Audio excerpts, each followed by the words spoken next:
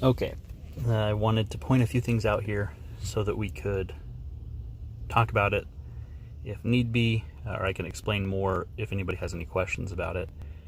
But somebody specifically asked me to explain some information regarding heroes and their placement. This will be in regard to the military heroes, the ones that are used for APCs, for attacks and for defense. The heroes that you see here are actually common except for the middle one, the S1 hero that you see. Destoroyah is really easy to get. Razor is a little harder to get, I think. And a Falcon, I actually had to use hero tokens that I accrued over a long time to be able to gather those. But these different guys have different abilities, and I want to point those out. So here, Destoroyah, he is maxed out, but there's a specific reason he's in the first row. One of the reasons is that his range is only 2, so in just a minute I'll explain what that range is talking about. But his range is only 2. But then if you see this third specialty, it looks like there's a little shield, and that's indicative of his defensive capability. So he has one skill that increases resistance,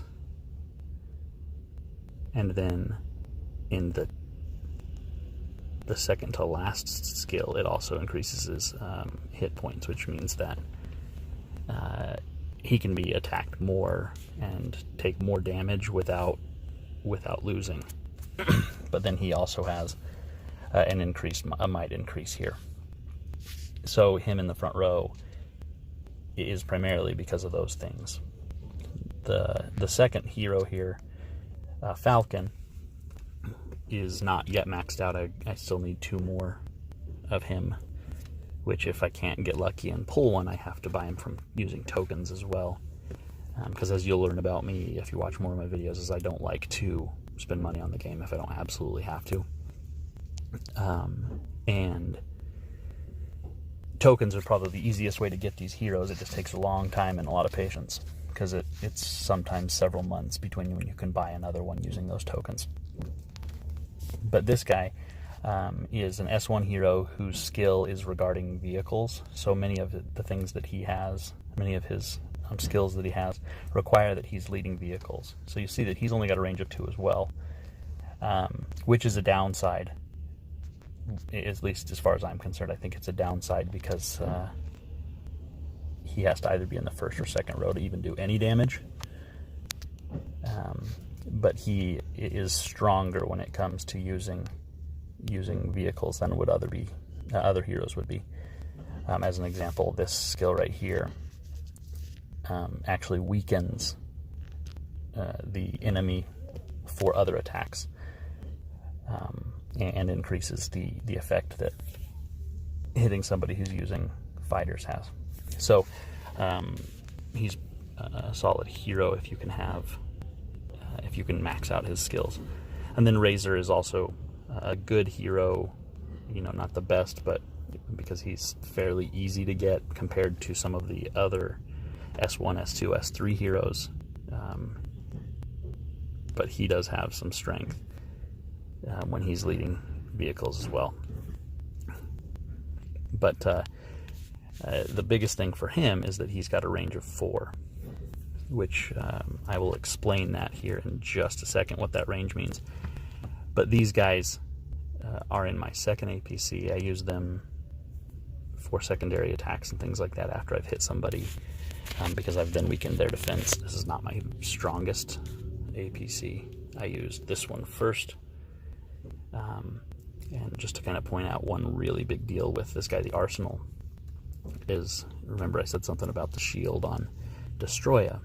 Arsenal has 1 shield here in the 3rd skill, which increases his defensive capability, and another shield here in his second to last capability, his second to last skill. So he's actually a super good first line hero, and I will now explain what I mean about all those different first lines and things like that. I will now explain what I mean about all those different first lines and things like that.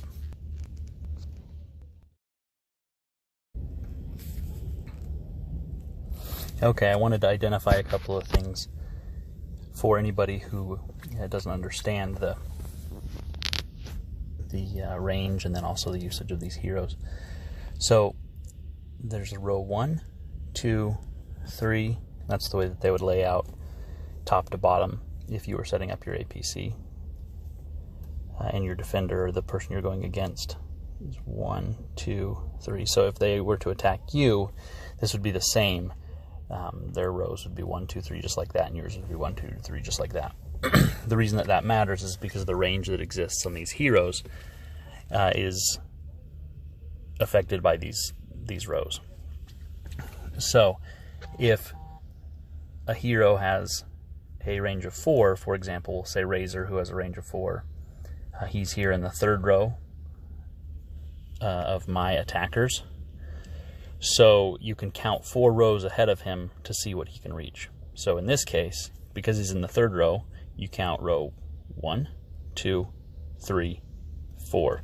So the row that he can reach at the furthest is the 2nd row of the enemy, which means that if they have any troops in that 3rd row, Razor cannot attack them, which maybe doesn't matter dependent on your hero setup, but it can be really bad if the enemy has a super strong hero or a really strong enemy in the 3rd row, just to give some idea on that. But then the other thing I wanted to point out here is you can see these shields, or what look like shields, around my troops in the 1st row. What that is it's the visualization of the defensive capabilities of that first hero. That's one of the reasons you want them there. It increases the overall resistance, and because that 1st row takes a lot of hits, it's best to have a defender there, or a defensive hero there, who you've maximized their defensive capabilities as much as possible. The last thing that I was asked to explain regarding heroes was about these stationed heroes, support type heroes. In this case, they're production heroes. So I currently have a few stationed, but they all have some different abilities. The Great Engineer, I think, and Foreman are probably the 2 most important heroes. The reason that is that they both lower the cost of upgrading buildings and increase the speed by which you can do that. And when I say cost, I mean both the money cost and the other resource cost, which are 2 different skills for both of them. But like this guy, this is his skill right here for reducing the cost of upkeeping all your soldiers. He has the ability to speed everything up and actually give you a free speed up at the end. He can actually increase your defense of your base. And then these last 2, his last 2 skills are decreasing the non-money cost resources, and then the money cost. I haven't done the money cost on him just because it requires 2 more of him, which I don't have.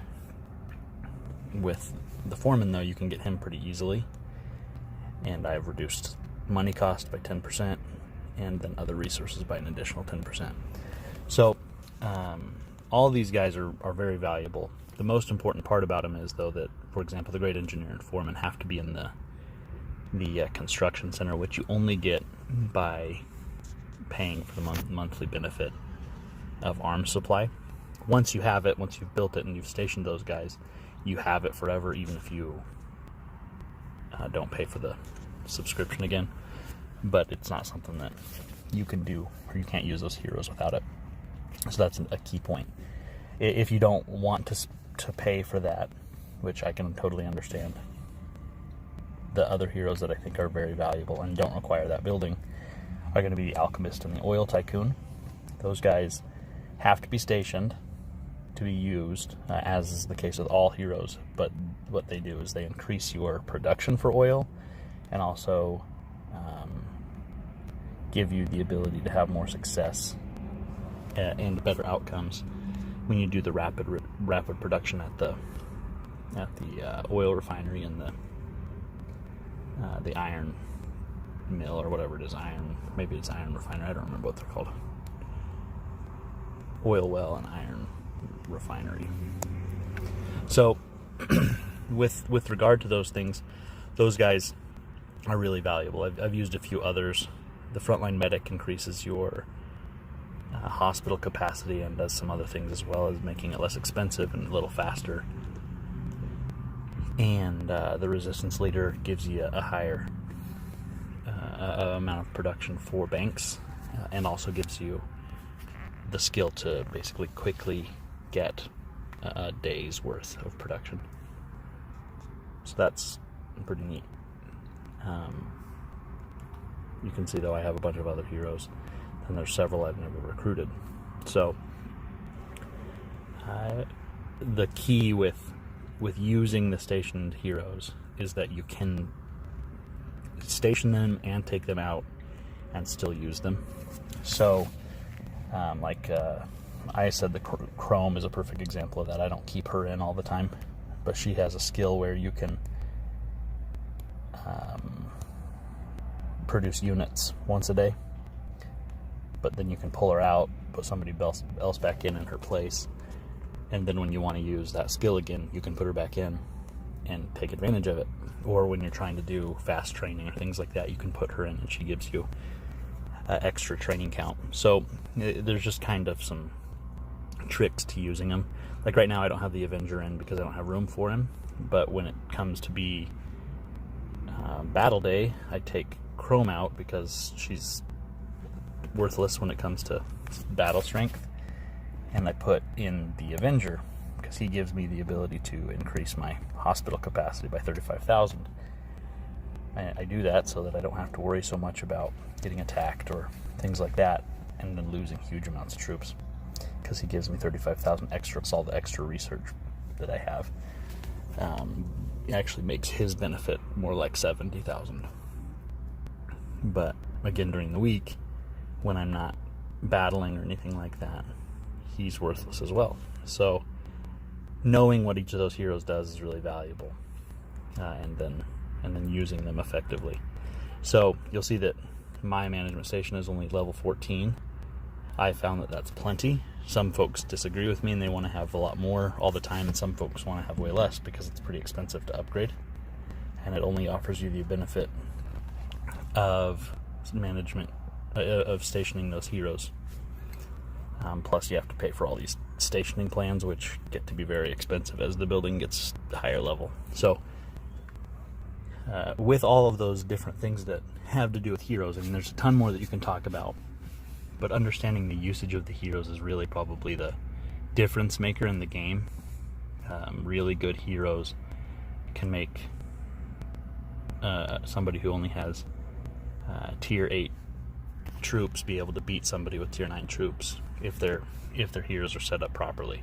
Where if the T9s are set up wrong, you know, they could lose pretty easily. So knowing what all those different things does is integral, and the way you learn is just by looking.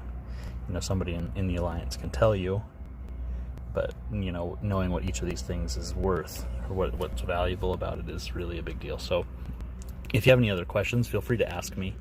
You can do so in the comments below, or you can send me a direct message in the game, and I'm willing to answer any questions if I know the answer. But if I don't, somebody else definitely does. So anyway, thank you very much, and talk to you later. But if I don't, somebody else definitely does. So anyway, thank you very much, and talk to you later.